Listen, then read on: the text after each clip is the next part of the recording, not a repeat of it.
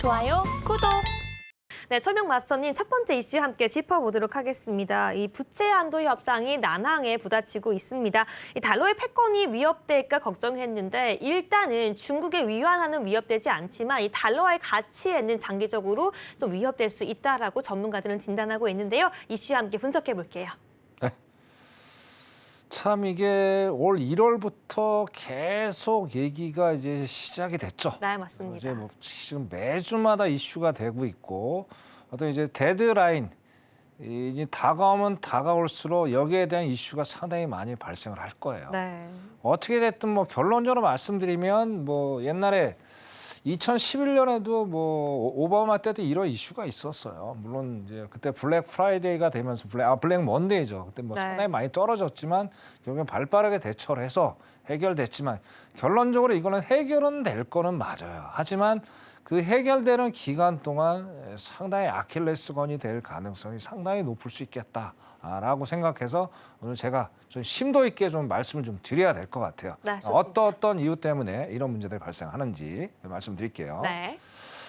자, 일단은 어쨌든 뭐 엘렌 장관이 1월 달에 계속 요 이슈를 화두화를 계속 시켜줬고 그러면서 의회에서 상원 의원 연설을 하면서 상당히 이제 뭐 호의적으로 대하면서 이제 공화당한테 좀 도와줘 뭐 그런 거를 계속 이제 했지만 아직까지도 이게 정치하고 결부가 돼 있잖아요. 자, 내년에 대선이 있지 않습니까? 오늘도 바이든 대통령도 대선 재출마 또 공식 선언한 상태고 이래서 이제 정치하고 결부가 돼 있기 때문에 어쨌든 이거는 큰 내관이 큰 짐이죠. 부담스러운 짐이라는 거예요. 여당이나 야당이나. 그럼 어떻게 돼요? 어떻게든 뭐 민주당이 정권을 이어가든 아니면 공화당이 새 정권을 이어가든 그거는 거두절미하더라도 이 무게 엄청나게 지금 짐이 되는 걸 핵폭탄을 어쨌든 조금이라도 좀 슬림화시키면서 자기가 차게 가져가야 될 문제죠. 자, 이유는 뭐냐면 자, 일단은 디폴트가 터지면 미국 입장에서 상당히 난처하죠. 지금 여러 상황상. 자, 올해 작년부터 그랬잖아요. 작년부터 이제 글로벌화가 없었어요. 리쇼링이라는 얘기가 미국에서 대두가 됐죠. 어떻게 따지면 2018년, 19년부터 그런 말이 나오게 된 거야. 자, 트럼프 때부터. 자, 이제 각자 도생하자. 각자 갈 길 사자. 결국엔 그 얘기가 뭐예요? 미국이 그만큼 상당히 이제 과거에 비해서 어렵게 지금 흘러간다는 얘기예요. 그러면 재정적으로 부담이 생기는 거고 결정적으로 또 재정적으로 부담이 생겼던 계기가 어떤 계기였어요? 그렇죠. 팬데믹이죠. 팬데믹 때 어마어마한 돈을 푸는 바람에 이런 상황이 연속성상에 와 있고 또 바이든 대통령이 당선이 되면서도 엄청난 돈을 또 풀어 제끼고 그러다 보니까 어떻게 돼요? 자, 미국 정부의 국간의 곡식이 이제 줄어들 수밖에 없는 상황. 이거는 뭐 예견된 거 아니에요. 결국은 간단한 거예요. 자, 돈 없으니까 돈 더 채워놓으면 되는데 과연 이게 쉬울 건가? 그거는 저는 쉽지 않다라고 일단은 전체적으로 포괄적으로 말씀을 좀 드리고 자, 두 가지 면에서 이 상황들을 좀 우리가 유심 있게 좀 바라봐야 되겠다라는 말씀을 좀 먼저 드릴게요. 화면 잠깐 내리겠습니다. 네. 자, 네. 지금 보시면은 잠깐만요. 네. 네. 자, 이게 CDS 프리미엄이라는 게 있어요. CDS 프리미엄. 야, 이게 뭐냐면 뭐 간단한 거예요.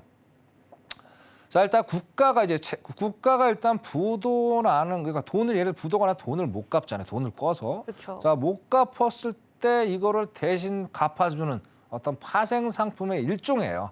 이게 CDS 프리미엄이라고 하는데 자, 기본 이제 국가별로 다 이거 CDS 프리미엄이 매일 데이터가 수치가 나와요. 근데 이제 기본적으로 이게 노멀한 데이터가 어떤 데이터냐면 0.25에서 0.50 사이가 보통 그냥 스탠다드하다. 네. 큰 리스크가 없다고 보는 거거든요. 근데 지금 보시다시피 지금 미국이 상당히 심각한 게 뭐냐면 자, 벌써부터 그때 SCBB 사태가 터지면서 그 전이죠. 여기 밑에 보시면 거의 뭐 20 밑에 있잖아요. 0.20. 근데 지금 상태 이제 SVB 사태가 터지면서 여기서부터 지속적으로 지금 상승을 하고 있다는 게 상당히 염려스러운 거예요. 자, 이 데이터를 봐도 어떻게 돼요? 자, 미국이라는 나라를 떠나서 자, 한 기업이라고 예를 칩시다. 자, 이런 상태에서 이 기업을 신뢰할 수 있겠나요? 자, 그럼 여기 있는 증권 다 매도하죠? 지금 똑같은 거예요. 그러다 보니까 어때요? 뭐 그러하고 유사하지만 작년 10월에 중국하고 어떻습니까? 일본이 미국 국채 매입을 상당히 뭐 시장에 던져버렸죠. 자, 그만큼 미국의 신뢰도가 떨어진다는 거를 여기 CDS 프리미어를 보면서 답이 나와주고 있다라는 얘기예요. 어떻게 보면은 지금 우리나라보다 더 심각한 어떤 신용 위기에 지금 놓였다. 데이터를 봤을 때 그만큼 상당히 위기에 처해 있는 모습을 여기서 볼 수가 있다라고 말씀을 좀 드리고 싶고요. 자, 화면 잠깐 내리겠습니다. 네. 번호 돌아가겠습니다. 자, 그다음에는 이제 중요한 거는 이제 또 저거예요. 세수. 여기 이제 오른쪽 세수인데. 네. 자, 기본적으로 이제 우리 시청자 상식으로 알아야 참 경제라는 게 그래요. 알아야 될 게 되게 많아요. 그래도 알아두면 뭐 우리가 이 투자람에 있어서 다 도움이 되지 도움이 안 되는 건 없죠. 그래서 제가 좀 쉽게 설명드리니까 너무 어렵게 생각하시고 들으시고. 자, 일단은 기본적으로 미국이 세금을 걷는 건 한 4월 중순부터 세금을 걷기 시작을 해요. 근데 여기 보시다시피 한 2조 조금 그 근접하게 세수가 들어왔는데, 자, 그리고 이제 6월 한 중순경에 고점 되면 외국에 있는 사람들에게 세금을 또 걷어들여요. 근데 일단 기간이 2달의 기간들이 있죠. 갭이 있죠, 갭이. 그래서 기본적으로 아까 이제 엘렌이 얘기했어요. 1월 달에 참 어떻게 좀 도와줘. 빨리 부채 한도를 늘려줘. 그러니까 신용카드가 이제 신용 한도를 늘리라는 얘기잖아요. 근데 그거를 아까 뭐 정치 뭐 여러 가지 이슈 때문에 안 하는데, 자, 그러면 여태까지 보면 이제 미국의 이제 재무부죠. 재무부가 버틸 수 있는 지금 계좌에 돈이 지금 많이 한계치가 지금 떨어져 있어요. 그러다 보니까 어떻게 돼요? 어떻게든 버티다가 한 8월까지는 버티겠다라는 얘기를 1월 달에 얘기를 했단 말이에요. 자, 근데 지금 5월 달, 6월 달로 땡겨졌어요. 그걸 X데이트라고 그래요. X데이트. 그죠? 자, 땡겨졌다는 건 뭐예요? 세수가 그만큼 안 걷어졌다는 거예요. 또 여기다 또 리스크가 뭐가 있냐? 자, 이번에 SVB 은행이 터지면서 어떻습니까? 연준에서 연방을 같이 해서 4천억 풀어 제꼈죠. 자, 그럼 어떻게 돼? 가뜩이나 지금 연방 정부 자체가 지금 국간의 국시 부족한데 또 풀어 제낀단 말이에요. 자, 그런 상황들을 보면서 어떻게 돼요? 지금 당장 너무나도 빨리 다가온 거죠. 5월 달이 벌써 다음 주는 5월 달이잖아요. 그죠? 자, 이런 이슈가 5월 달부터 바로 다가왔다는 건 어떻게 돼요? 일단은 증시에는 안 좋을 수밖에 없겠죠. 그죠? 그러면서 어떻게 달러가 일단 흔들리는 거예요. 어떻게든 미국은 달러를 살려야 돼요. 살리지 않으면 어떻게? 인플레이션 가뜩이나 못 잡고 있는 상황에서 달러까지 하락을 한다. 그러면 수입 타격 받죠. 거기다 또 이꼬로 또 뭐가 있어요? 자, 유가 지금 끌어올린다. 5월달에 다음 주면 또 5월달에 유가 또 끌어올려요. 그럼 어떻게든 열심히 해가지고 미국 연준이 자 5.0까지 금리를 올려가지고 인플레를 잡으려고 가진애를 쓰고 있는데 결국엔 다시 원점으로 돌아가는 이런 상황들이 여기서 다 결부가 져진다는 얘기예요. 그래서 어떻게든 이 부채 한도 협상 쉽지만은 않겠지만 결론은 해결되지만은 증시에는 안 좋게 바라봐야 될 그런 상황이 아닌가 그렇게 결론을 짓고요. 여러분들 신중하게 요거 예의주시하면서 어떤 투자를 모색해 나가시길 바라겠습니다. 여기까지 하겠습니다. 네, 첫 번째 이슈 이렇게 함께 정리해 보도록 하고요. 저희는 계속해서 두 번째 이슈 함께 살펴보도록 하겠습니다. 이 두 번째 이슈는요, 바로 미국에서 통화량이 축소될 것으로 전망되는 이슈인데요. 바로 이 M2라는 통화량 지표가 축소될 것으로 예측되고 있기 때문입니다. 이로 인해서 인플레이션에도 영향이 있을 거라고 보고 있는데요. 함께 이슈까지 천명 마스터와 점검해 보도록 하겠습니다. 천명 마스터님. 자, M2가 이제 미국의 통화량을 얘기를 하는 거예요. 통화량을. 네. 뭐 간단해서 뭐 어렵게 생각할 필요 없고요. 이것도 M2가 이제 통화량인데, 자, 결국에 이제 과거로 항상 우리가 돌아가 봐야 돼요. 뭐 과거를 알고 히스토리를 알아야지 이게 이어지면서 우리 시장을 이해하기 쉽다는 얘기예요.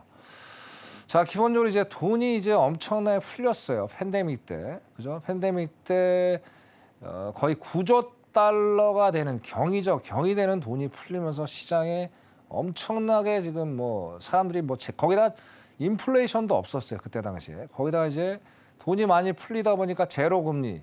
그러니까 시장에 돈이 뭐 이것저것 막 엄청나게 투자를 하게 됐죠. 투자를 하다 보니까 당연히 그럼 뭐 누가 봐도 비전문가가 보더라도 인플레이션이 올 수밖에 없는 상황이다.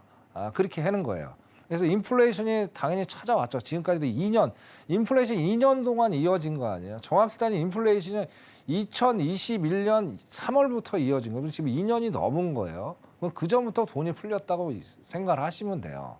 자, 그럼 돈이 풀리면 어떻게 돼요? 인플레이션 못 잡죠. 그죠? 그런 상황이다 보니까 어떻게 해요?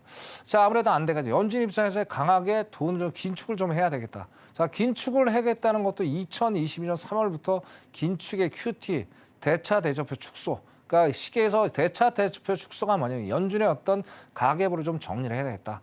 밖으로 나가 있는 뭐 어떤 돈 그런 것들을 가계부를 좀 정리를 해서 좀 슬림화를 좀 시켜야 되겠다. 예, 그렇게 해가지고 이제 두 가지가 이어진 거예요. 그러면 QT라는 건 긴축이죠, 긴축. 그래서 시장에 있는 돈을 밖에 나와 있는 돈을 일단 걷어들여서 시장의 유동성을 좀 조이겠다는 얘기예요. 그래서 M2에서 이제 축소를 계속 해 나가고 했는데 아까 서두에서 말씀드린 데 뭐예요?